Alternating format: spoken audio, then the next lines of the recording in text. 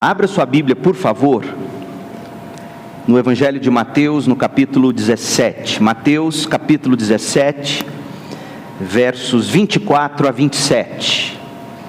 Chamo a sua atenção para esse texto, para pensarmos sobre o tema cristão cidadão. Nós estamos estudando a vida de Pedro. Provavelmente, além da mensagem de hoje à noite, Deus permitindo, nós teremos mais 4 mensagens aproximadamente, e aí encerraremos a série sobre Pedro. Essa série de mensagens tem como propósito falar sobre como Deus talha o nosso caráter, como Ele transforma cada um de nós à imagem e semelhança de Cristo. Pedro, que era pedra bruta, foi talhado pelo Senhor e tornou-se um homem de caráter escultural.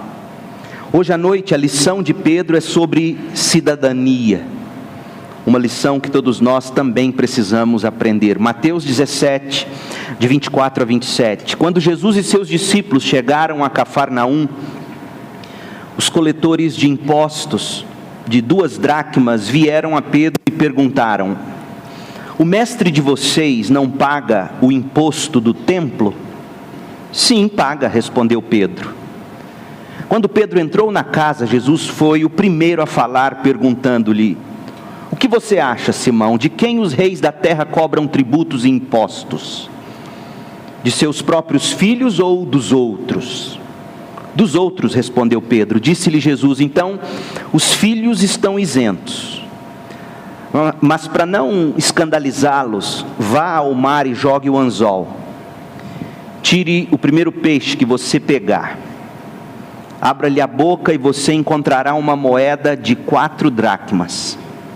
Pegue-a e entregue a eles, para pagar o meu imposto e o seu. Amém. Vira e mexe, muito ouvimos falar sobre cidadania, sobre o exercício da cidadania, especialmente quando as coisas não estão bem lá em Brasília. O cidadão sente as consequências no bolso, como é o caso agora. Cidadania, o exercício da cidadania. Tomei o cuidado essa semana de ir para a nossa Constituição Federal. A nossa Constituição, no seu artigo 1º, parágrafo 2º, preceitua que o Brasil é uma república federativa, constitui-se em Estado democrático de direito, e tem como um de seus fundamentos a cidadania. Tem como um de seus fundamentos a cidadania. O que é cidadania? Cidadania é muito mais abrangente do que o direito que nós temos ao voto. Cidadania é um qualificativo para o cidadão. O cidadão exerce cidadania. Uma professora de direito constitucional, o nome dela é Mariana Petrel, ela diz que cidadão é o indivíduo que está legalmente capacitado a participar da vida da sociedade. Ele tem consciência dos seus direitos e dos seus deveres, sendo permitido a ele participação ativa nas questões da comunidade.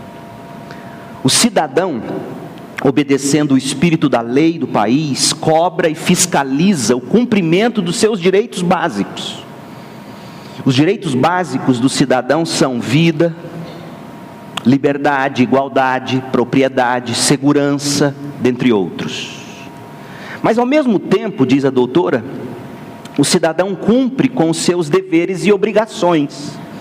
Por exemplo, não matar, não discriminar, não roubar, votar. O cidadão participa do processo de construção do país. O cidadão se sente responsável pelo funcionamento das instituições, escolas, repartições públicas, etc.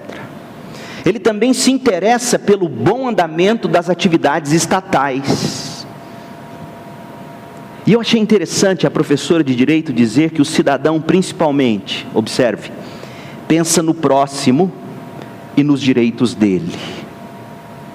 Queridos, assim é que o cristão, acima de qualquer outro cidadão, deveria exercer plenamente a sua cidadania.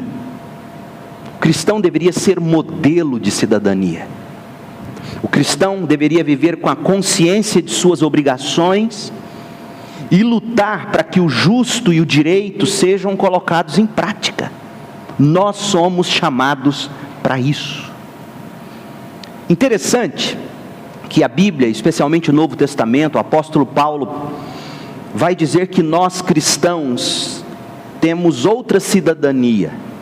A nossa cidadania é o céu. E Paulo vai dizer que a gente deve exercer a nossa cidadania terrena sem perder de vistas a cidadania original que temos em Cristo Jesus. Abra sua Bíblia em Filipenses 3 e confira comigo. Filipenses 3:17, Paulo diz assim, e eu quero que você note o link, o pensamento de Paulo, a fluência do pensamento dele quando ele vai tratar de cidadania celestial. Ele diz: irmãos, sigam unidos o meu exemplo e observem os que vivem de acordo com o padrão que lhes apresentamos. Observem os que vivem de acordo com o padrão que lhes apresentamos. Pois como já lhes disse repetidas vezes, e agora repito com lágrimas, há muitos que vivem como inimigos da cruz de Cristo. O destino deles é a perdição, o Deus deles é o estômago, e eles têm orgulho do que é vergonhoso, só pensam nas coisas terrenas. A nossa cidadania, porém, está nos céus, de onde esperamos ansiosamente o Salvador, o Senhor Jesus Cristo.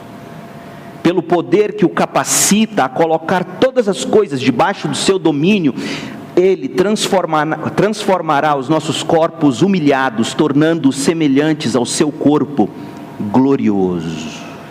Agora olha aqui para mim. Contrário do que se pensa, e infelizmente, contrário do que por vezes se constata, a cidadania celestial não é para transformar o cristão num cidadão alienado do mundo. O cristão não é chamado para viver olhando para as nuvens, como aqueles discípulos, e nós veremos Deus permitindo em Atos 1, a partir do verso 11, e aí o anjo precisa aparecer e dizer: olha, por que vocês estão olhando para cima? Esse que vocês viram subir voltará.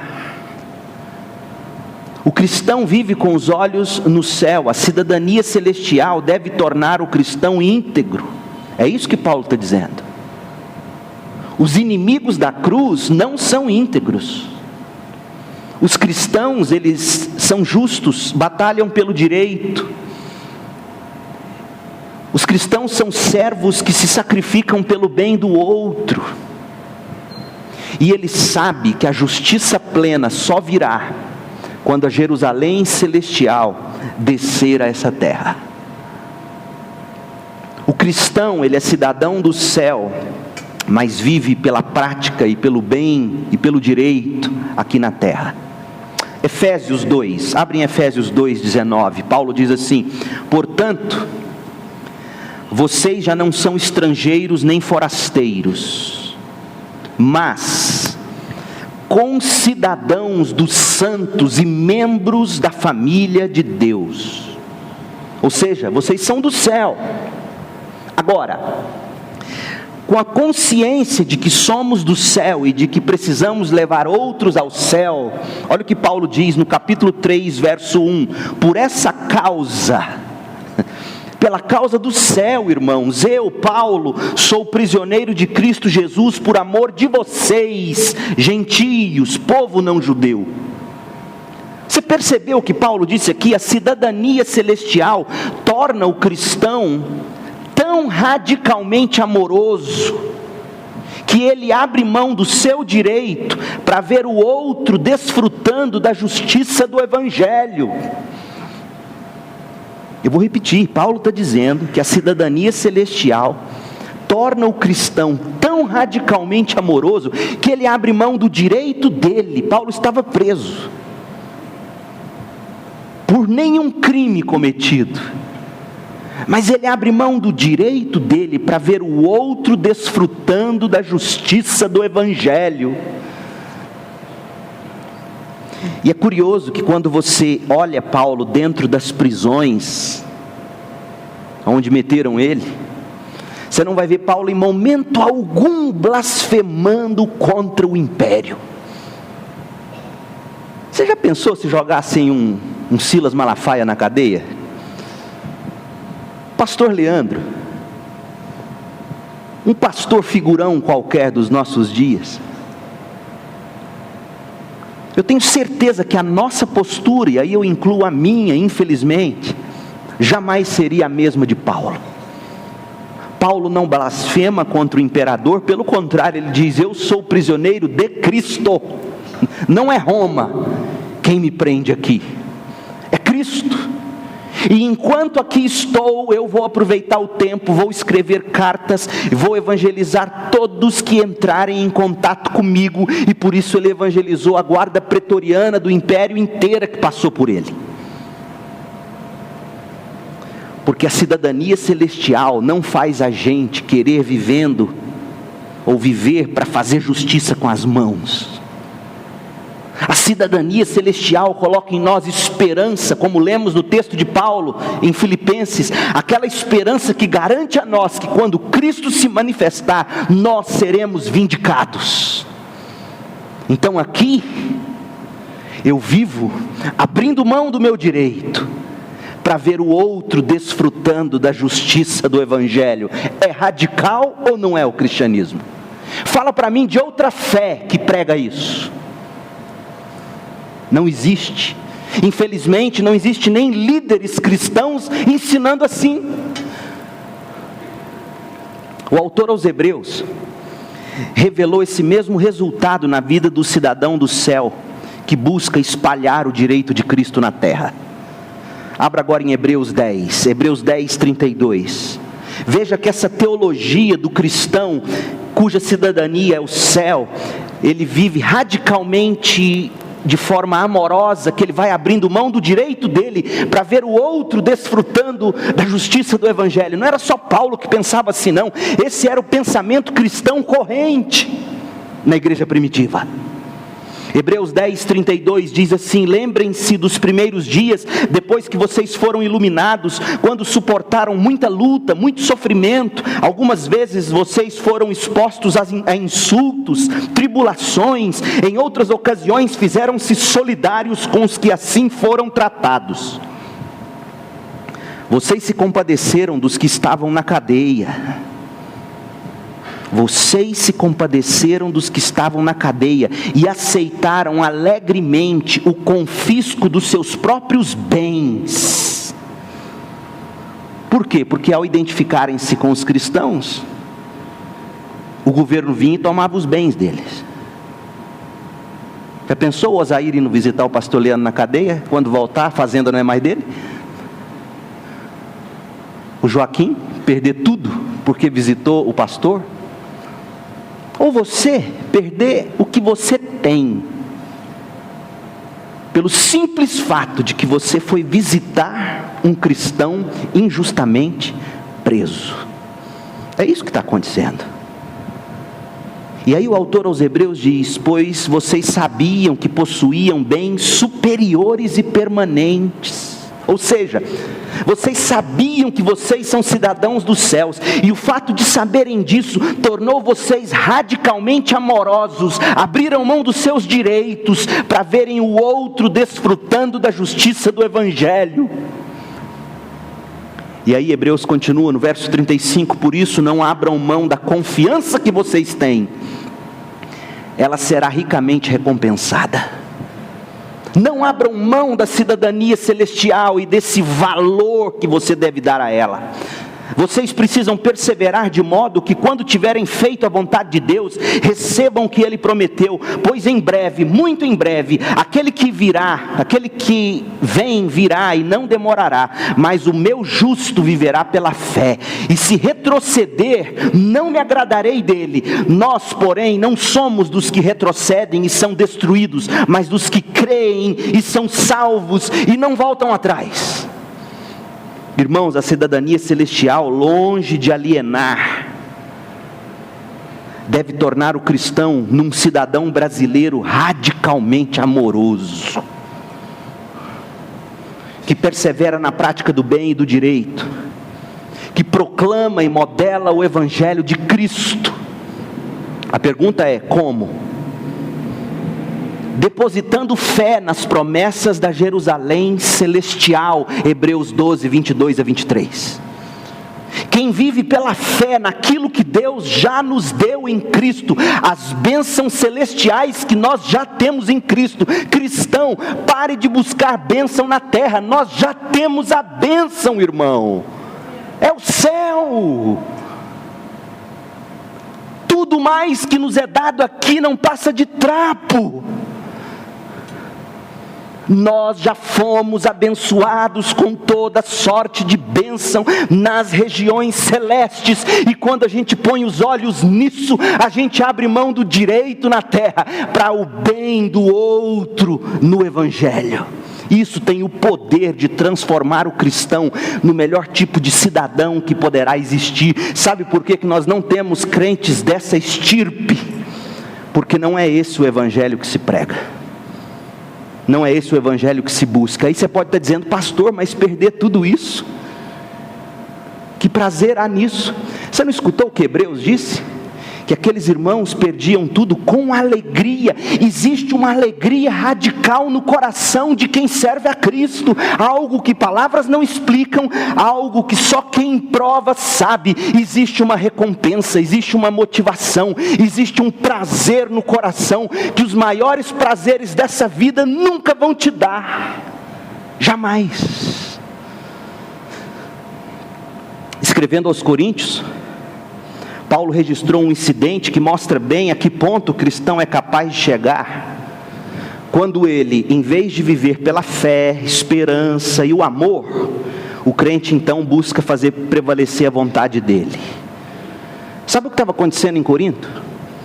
Irmãos crentes estavam levando outros irmãos crentes nos tribunais uns contra os outros, um processando o outro. 1 Coríntios 6, verso 7 diz: o fato de haver litígios entre vocês já significa uma completa derrota. É uma vergonha para o Evangelho dois crentes em litígio. Qual é a saída, Paulo? Você não vai gostar de ouvir o que ele diz. Então, não queira discutir comigo depois do culto. Peça a Deus para te levar logo você brigar com Paulo no céu. Porque quem está dizendo é ele. Ele diz assim: por que vocês não preferem sofrer injustiça? Uau! Por que não preferem sofrer o prejuízo em vez de levar o irmão na justiça? Em vez disso, vocês mesmos causam injustiças e prejuízos, e isso contra irmãos. Que cidadania celestial é essa exercida na terra? Gente, parece que em Corinto estava acontecendo a mesma coisa que foi relatada por Tiago no capítulo 5, versos 4 a 6. Ou seja, em Tiago 5, os mais ricos, os empregadores, não estavam pagando o salário dos mais pobres, dos empregados. Ou, quando pagavam o salário, eles eram injustos na quantia, pagavam bem a menos. Aí Paulo vira para os Coríntios, você pode ler 1 Coríntios 6, de 1 a 8, sabe, Paulo faz duas coisas. Ele dá uma bronca no pastor da igreja, no conselho da igreja, e diz assim: escuta, por que vocês não entram em ação? Por que vocês não ajudam esses irmãos a resolver isso? Por que a igreja e a liderança não ajudam esses irmãos a resolver isso, em vez de deixar esses irmãos ir para o tribunal? E segundo, ele repreende a ganância dos ricos injustos. Ele repreende a ganância dos ricos e ele exorta os pobres injustiçados também. Porque quando ele diz assim, por que não preferem sofrer a injustiça, ele está falando aos pobres. Por quê? Porque os injustiçados estavam alimentando ódio e retaliação, em vez de exercitar o amor, o altruísmo e o perdão. E aí Paulo dá uma lavada na igreja inteira: líderes, entrem em ação, façam alguma coisa. Ô irmão mais rico, para de ser ganancioso. Irmão mais pobre, para de alimentar ódio e retaliação, exercite amor, altruísmo e perdão. Irmãos, essa mensagem é ou não é radical? A CUT pediria minha cabeça se eu pregasse isso na assembleia deles. O fundamento do argumento de Paulo é o seguinte: virá o juízo. Virá o juízo. 1 Coríntios 6, de 9 a 11, Paulo continua, e a lógica de Paulo é: virá o juízo, o justo vai ser recompensado, o injusto vai ser punido. Você crê nisso ou não? A cidadania celestial nos torna melhores cidadãos deste mundo, irmãos. Homens e mulheres de fé, de esperança, de amor, homens e mulheres de fibra, homens e mulheres que abrem mão do direito para ver o bem do outro no Evangelho. E como faz mal para o Evangelho quando o mundo vê dois crentes batendo boca, brigando, degladiando, se destruindo. Por isso que Paulo diz: por que vocês não preferem sofrer a injustiça? Por que vocês não preferem sofrer o prejuízo? Eu acho que Paulo sabia a resposta. Sabe por que vocês preferem não sofrer a injustiça? Por que vocês preferem não sofrer o prejuízo? Sabe por quê? Porque a esperança da vida eterna não é real no coração de vocês. As bênçãos de Deus vocês querem aqui e agora. E se você não as tem, você vai no juiz. Agora, quem entende que em Cristo ele já tem toda sorte de bênção nas regiões celestes, esse vive perdoando, não nutre ódio. Esse vive amando, ele não vive em retaliação. Então hoje à noite, deixa eu te dizer uma coisa: o que está te engasgando? Entregue isso para Deus. Fala: Deus, eu vou sofrer a injustiça e o prejuízo pelo seu Evangelho. Faça isso agora, isso vai te libertar, vai sarar sua úlcera e vai fazer bem para o Evangelho. O cristão, ele deve ser um cidadão exemplar, exemplo de fé, exemplo de esperança, exemplo de amor. E como estamos falando em cidadania, ao dizer que o cristão é exemplo de amor, leia-se o seguinte: amor é justiça, é direito, é boas obras, é bondade. Tudo isso nos leva ao nosso texto. Volte lá para Mateus 17. Mateus 17, verso 24. Pedro está na escola do discipulado. Pedro está aprendendo uma lição de cidadania. Até porque o caráter do crente, ele deve reluzir também na sociedade. O caráter do crente não deve ser reluzente apenas nas atividades religiosas, dentro dos templos.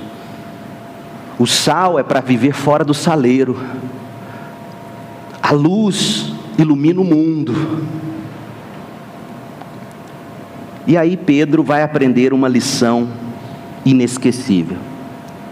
Só que essa lição parece que impactou mais Mateus do que Pedro. Esse texto que a gente leu, Mateus 17, de 24 a 27, você não vai encontrar ele em nenhum outro evangelho. Só aparece no evangelho de Mateus. Você lembra o que Mateus foi antes de ser crente? Cobrador de impostos.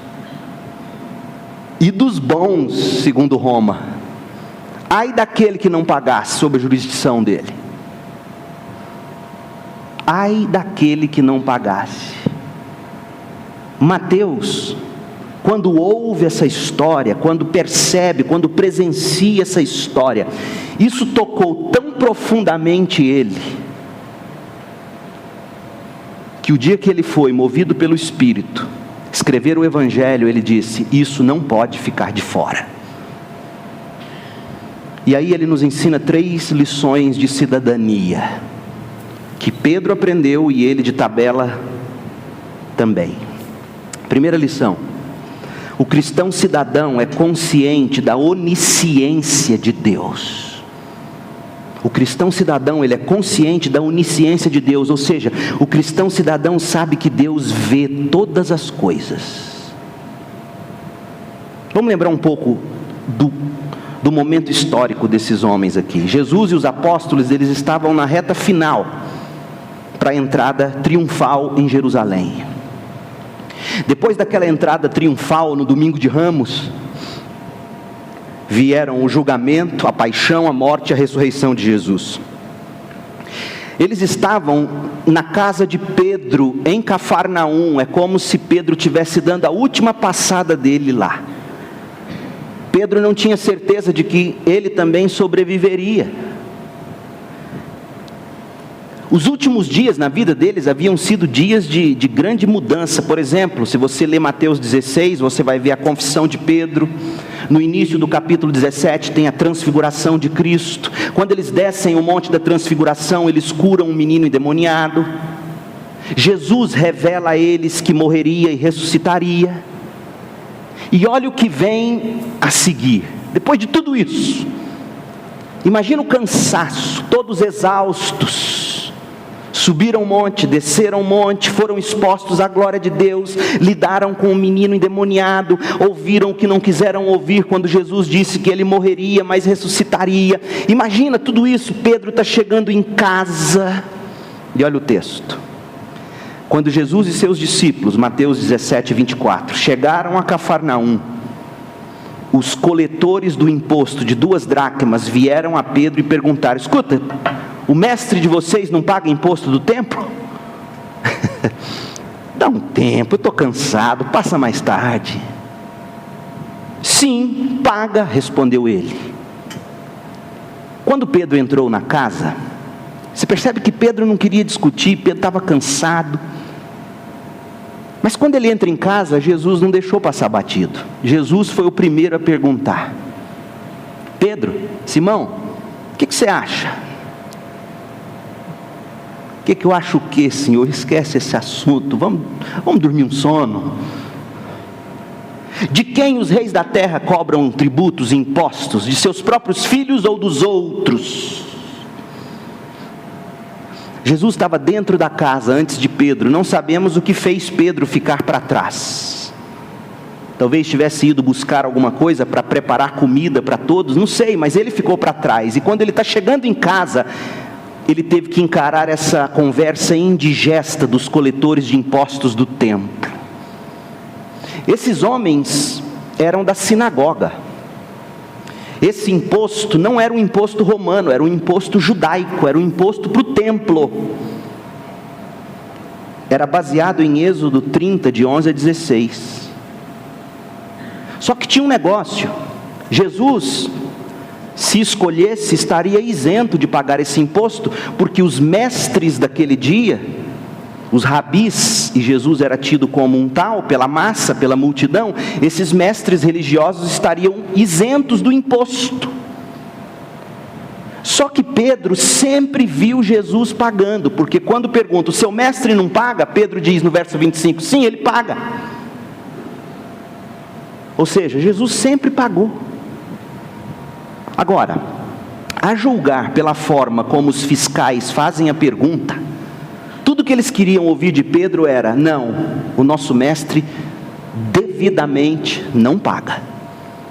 Porque eles começam a pergunta com a negativa: não paga o mestre de vocês o imposto do templo? As nossas versões em português às vezes não nos permitem enxergar, mas na construção grega original em que foi escrito o texto, o não vem no início da frase. E quando o não vem no início da frase, é como que dizendo: ele não paga, né?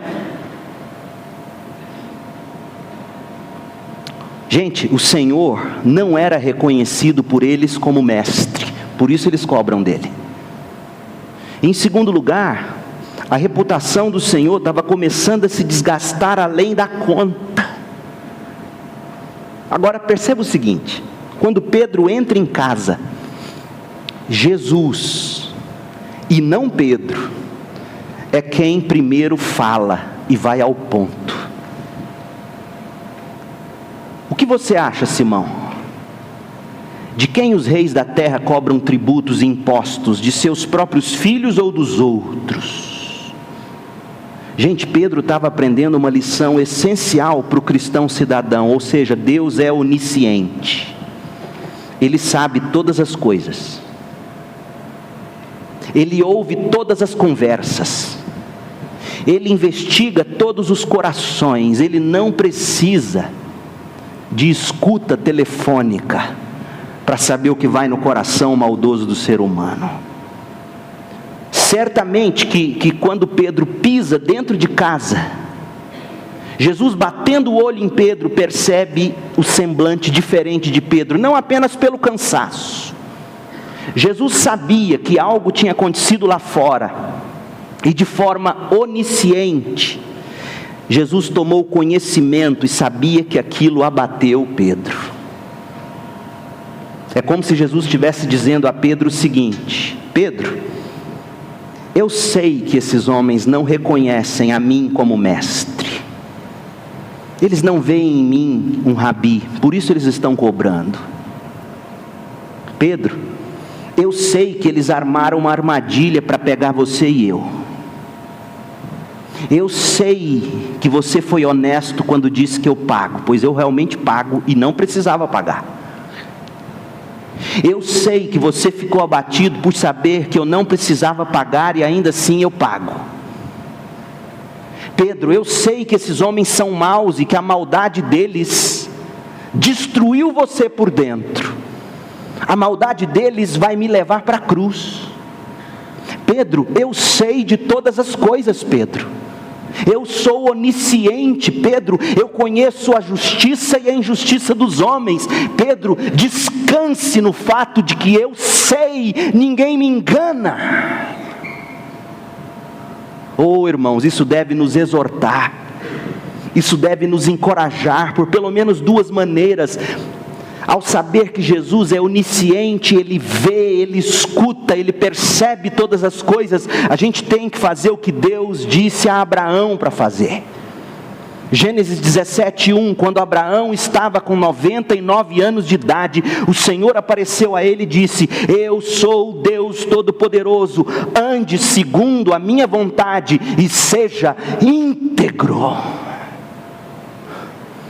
A onisciência de Deus deve nos fazer querer ser íntegros.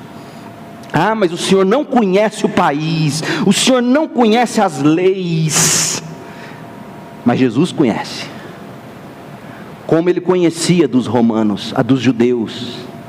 E como Ele sabia que Ele era objeto de injustiça.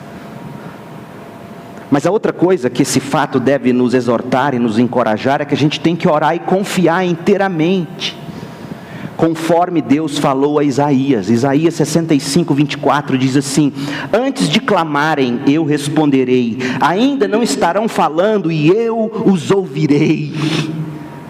Pedro mal pisou em casa, Pedro nem abriu a boca e Jesus já falou, porque Jesus já tinha visto.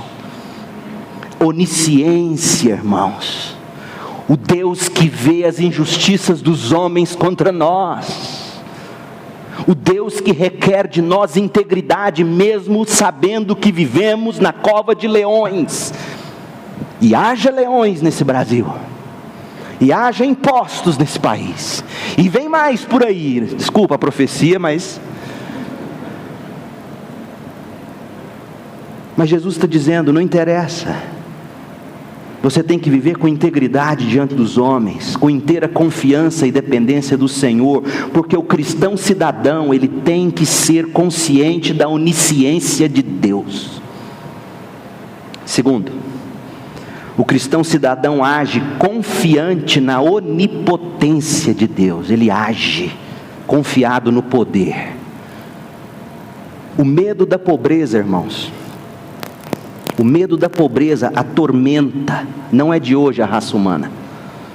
E quando eu digo medo da pobreza, é o medo de nos faltar o principal, ou o medo de perder o que se poupou ao longo da vida.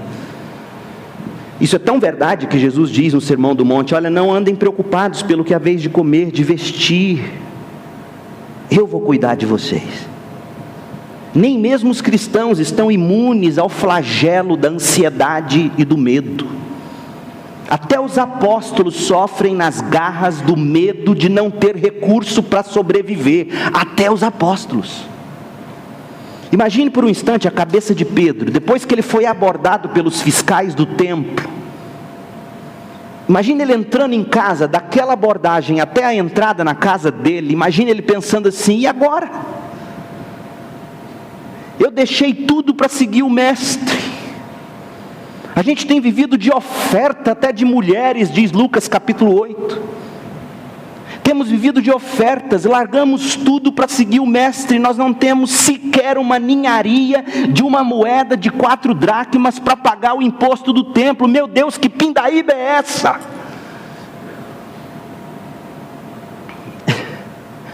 Assim é que eu e você provavelmente teríamos pensado, não é verdade? Pedro e nós todos, cristãos de todas as épocas, temos que aprender e sempre recordar da seguinte lição, preste atenção: quando Deus chama, Ele cuida, gente. A nossa responsabilidade é seguir a Jesus, e sabe qual é a dele? Suprir quem Ele chama. Agora, Ele não prometeu te dar sítio em Atibaia, Ele não te prometeu duplex no Guarujá, mas Ele prometeu que te daria o que comer, o que vestir. O justo não mendigaria o pão. Isso Ele prometeu. Então pense bem, será que não seria o medo ou a falta de fé na onipotência de Deus que tantas vezes nos faz deixar de pagar impostos devidos e de entregar dízimo e oferta como devemos? Será que não é o medo e a falta de fé na onipotência de Deus? Porque quando tem medo, quando falta fé, sabe o que domina o coração da gente? Cobiça. Gente, se não existe fé no coração, a cobiça toma conta, e a cobiça vai mentir para você dizendo: não tributa não. E a cobiça vai dizer para você: não dizima esse mês, não precisa. Não, para que ofertar? Dar a César o que é de César e dar a Deus o que é de Deus é um exercício de fé, irmãos, não é tarefa fácil. Por isso que todo dia, todo mês, todo ano, a gente deve se fazer lembrar que o Deus que nos chama também cuida de nós. A nossa responsabilidade é segui-lo e a dele é sustentar-nos. Agora, como é que Deus agiu na cena? Mateus 17, 27. Jesus virou e disse: Pedro, vá lá no mar e jogue o anzol. Tira o primeiro peixe que você pegar, abra a boca e você encontrará uma moeda de 4 dracmas. Pegue-a e entregue a eles, para pagar o meu imposto e o seu. Jesus pôs Pedro para trabalhar. Jesus pôs Pedro para fazer aquilo que ele sabia fazer. Jesus poderia muito bem, como um mágico, falar assim: me dá seu lenço, a moeda. Brincando. Mas ele manda Pedro ir pregar ou pescar. E quando Pedro age, o milagre acontece. O milagre dependeu da ação de Deus. Então hoje à noite Deus pode estar dizendo a você: moço, levanta e vai pescar.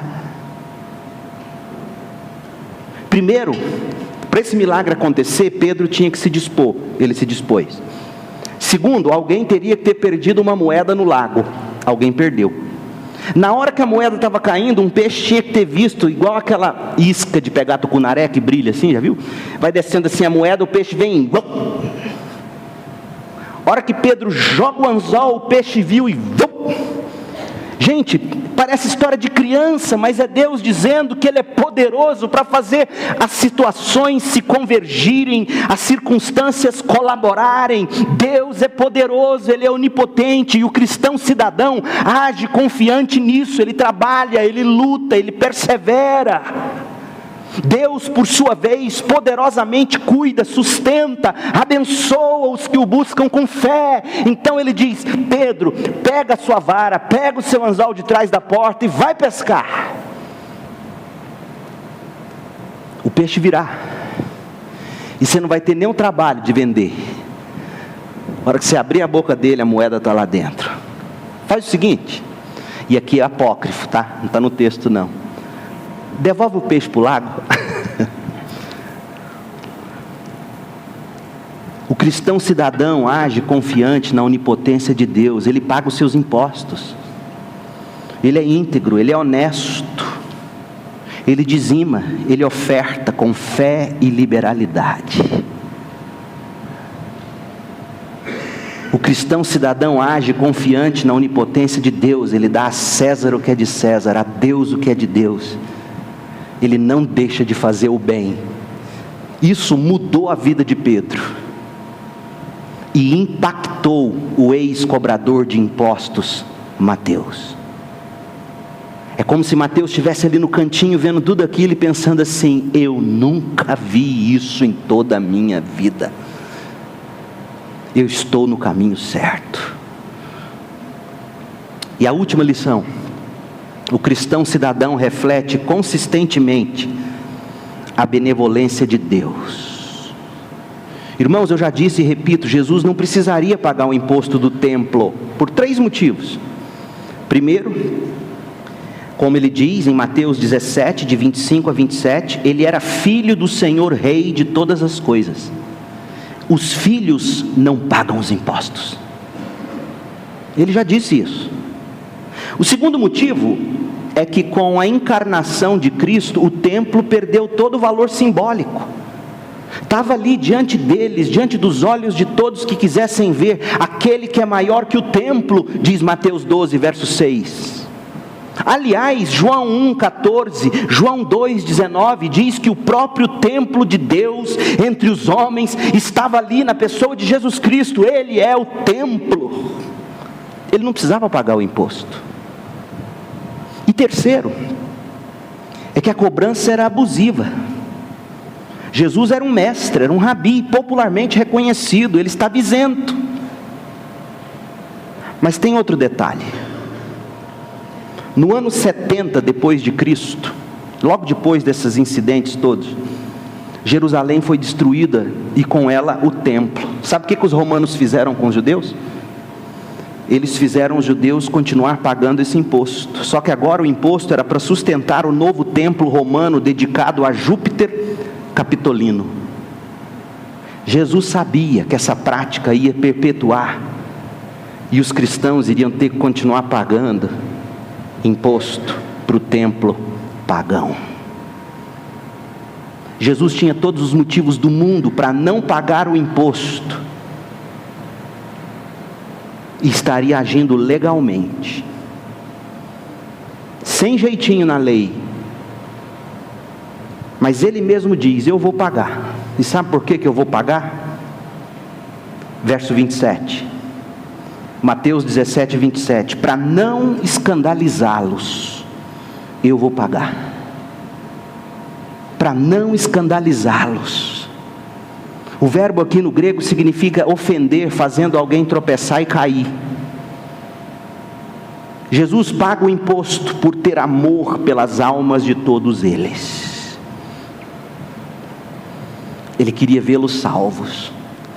Não queria que aquela atitude de não pagar servisse de pedra de tropeço. Permita-me ler um trecho de um livro de J.C. Riley sobre esse texto. Olha o que ele diz. Dos direitos de Deus é indubitável, jamais deveríamos desistir, mas dos nossos próprios direitos, ocasionalmente podemos desistir deles com real proveito. Talvez soe correto e pode parecer heróico estarmos continuamente a defender com tenacidade os nossos direitos. Porém, diante de uma passagem bíblica como esta, bem poderíamos duvidar se tal tenacidade é sempre sábia e sempre reflete a mente de Cristo. Há ocasiões em que o crente demonstra maior graça submetendo-se do que oferecendo resistência. Oh, irmãos, há momentos em que o crente demonstra maior graça submetendo-se do que oferecendo resistência. Como cidadãos, Riley diz assim: talvez a gente não aprove todas as medidas políticas tomadas por nossos governantes. Isso ele escreveu, irmãos, em 1800 e pouco. Em 1800 e pouco, na Inglaterra, ele já dizia assim: talvez não aprovemos todas as medidas políticas tomadas por nossos governantes. Talvez discordemos de alguns dos impostos que eles determinam. Não existia CPMF, hein? Mas a grande indagação após tudo isso é a seguinte: redundará em qualquer benefício para a causa da fé cristã se eu resistir às autoridades constituídas? As medidas decretadas pelas autoridades realmente estão prejudicando o bem-estar da minha alma? Porque se não tiver, fiquemos tranquilos para não escandalizá-los. Meu Deus, que prudência cristã é essa que tanto nos falta hoje? As medidas decretadas, se não estiverem prejudicando o bem das nossas almas, fiquemos tranquilos para não escandalizá-los. E aí ele diz sobre a igreja, membros da igreja de Cristo que param de dizimar. Olha o que ele diz: talvez não gostemos de tudo o que ocorre nos cultos e nas conduções dos líderes do grupo evangélico a que pertencemos. Talvez constatemos que aqueles que nos governam quanto às questões espirituais nem sempre se mostram sábios. Mas, em última análise, os pontos sobre os quais nos sentimos insatisfeitos são realmente de importância vital. Alguma das grandes verdades do Evangelho está sendo ameaçada? Se não, fiquemos quietos para não escandalizá-los. Que sabedoria! Irmãos, o cristão cidadão reflete consistentemente a benevolência de Deus. Ele abre mão dos direitos dele para glorificar a Deus e salvar o pecador. Em 1 Coríntios 9, 12, olha o que Paulo diz: se outros têm direito de ser sustentados por vocês, será que eu também não tenho? Mas eu nunca vou usar do meu direito. Ao contrário, suportarei tudo, para não colocar obstáculo algum ao Evangelho de Cristo. Oh, irmãos, o cristão cidadão reflete consistentemente a benevolência de Deus. Então, como é que a gente tem que viver? Conscientes de que Deus vê todas as coisas, Ele é onisciente. Confiantes de que Ele age com poder para nos suprir, Ele é onipotente. E refletindo a bondade de Deus com consistência. Pedro aprendeu isso. Quer ver como ele aprendeu? Vai lá em 1 de Pedro 2. Você acha que ele não aprendeu isso? Agora eu quero que você leia 1 de Pedro 2, à luz de tudo que a gente ouviu. 1 de Pedro 2, 11. Amados, insisto em que, como estrangeiros e peregrinos no mundo, uau, a cidadania celestial me fazendo um cidadão melhor em Goiânia. Amados, insisto em que, como estrangeiros e peregrinos no mundo, vocês se abstenham dos desejos carnais que guerreiam contra a alma. Vivam entre os pagãos de modo exemplar, para que mesmo que eles os acusem de praticar o mal, observem as boas obras que vocês praticam e glorifiquem a Deus no dia da sua intervenção. Por causa do Senhor, sujeitem-se a toda autoridade constituída entre os homens. E olha que Pedro diz que eles são pagãos. Seja o rei como autoridade suprema, seja os governantes como por ele enviados para punir os que praticam o mal e honrar os que praticam o bem, pois é da vontade de Deus que, praticando o bem, vocês sejam reconhecidos? Não. Praticando o bem, vocês calem a boca dos ignorantes e dos insensatos. Sabe como é que a gente vai calar a boca desse mundo no dia do juízo? Praticando o bem. Não é com revoltas e fúrias, como qualquer pagão faz. Quem se beneficia com uma sociedade permeada de cristãos cidadãos, sabe quem é? Todos. A sociedade é abençoada, Cristo é glorificado, e nós confirmamos a nossa união com Cristo. Jesus disse assim: Pedro, pegue a moeda e entregue para os cobradores. Pedro, paga o meu imposto e paga também o seu. Todos são abençoados, Cristo é glorificado, e a nossa atitude confirma que eu e Jesus somos um só. Então hoje à noite avalie-se, arrependa-se, seja um com Cristo, busque satisfação e prazer na sua cidadania celestial. Você já tem toda sorte de bênçãos nas regiões celestes. Cristo morreu e ressuscitou para receber a glória e nós a salvação, para sermos um só.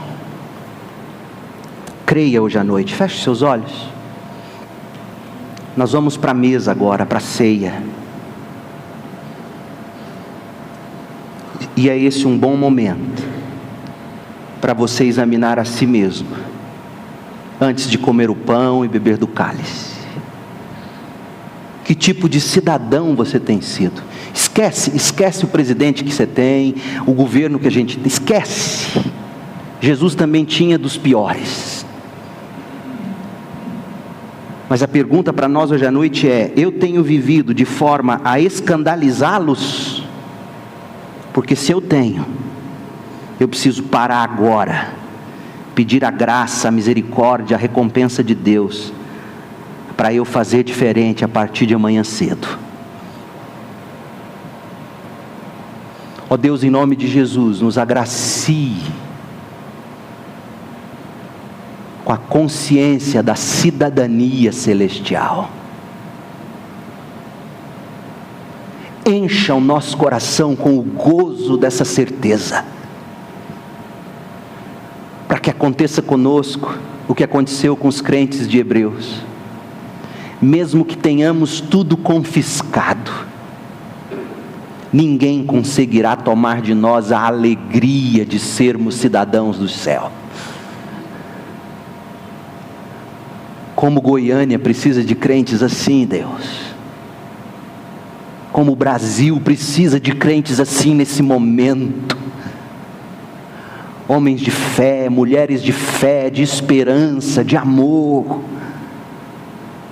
que exercem a cidadania, abrindo mão do seu direito, para que o bem do Evangelho se propague, para que outros não se escandalizem.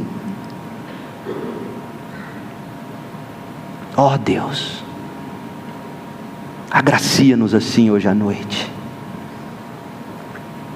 em nome de Jesus, amém.